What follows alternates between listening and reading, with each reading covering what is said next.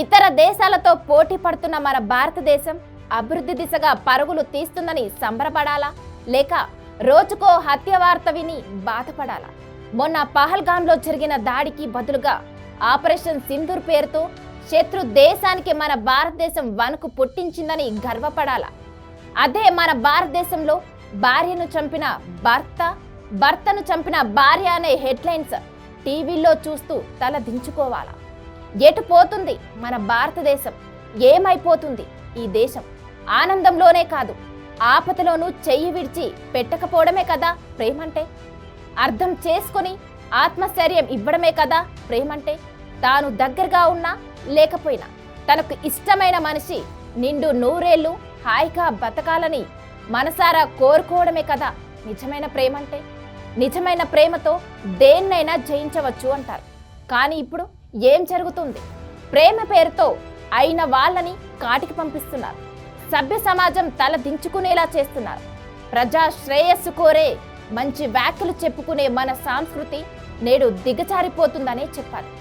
ప్రస్తుతం పెళ్ళంటే సావేనా అనే పరిస్థితి వచ్చింది.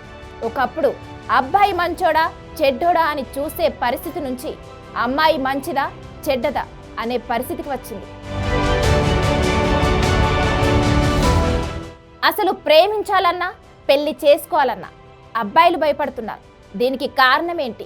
ఒక అబ్బాయిని ప్రేమిస్తే అమ్మాయి ధైర్యంగా ఇంట్లో చెప్పలేదు.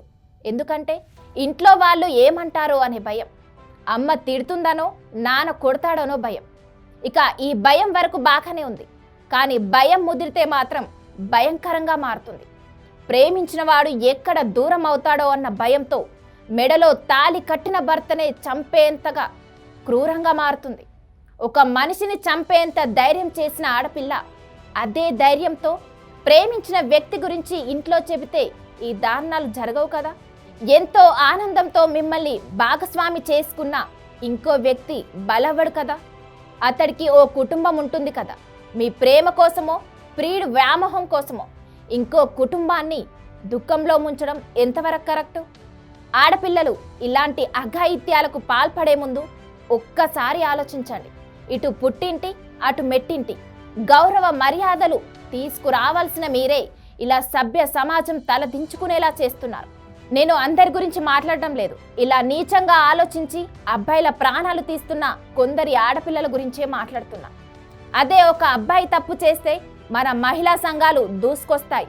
మరి అమ్మాయి తప్పు చేస్తే ఈ మౌనం ఏంటి? న్యాయం అందరికీ ఒకటే కదా. మహిళలు అన్ని రంగాల్లో ఎదుగుతున్నారు అన్నప్పుడు గర్వంగా ఉండేది. కానీ ఇలా హత్యలు చేయడంలో కూడా ముందుంటున్నారంటే భయమేస్తుంది. సృష్టికి మూలం ఆడది. మరి ఆ సృష్టినే చంపేస్తే ఎలా? దయచేసి ఇలాంటి మనస్తత్వం ఉన్నవాళ్ళు మారండి. స్త్రీ గొప్పతనాన్ని నలుమూలలా చాటండి. ఏది ఏమైనా ఈ మధ్య జరిగిన కొన్ని సంఘటనలు చూసి అబ్బాయిలకు మాత్రం ఒక విషయం చెప్తున్నాను.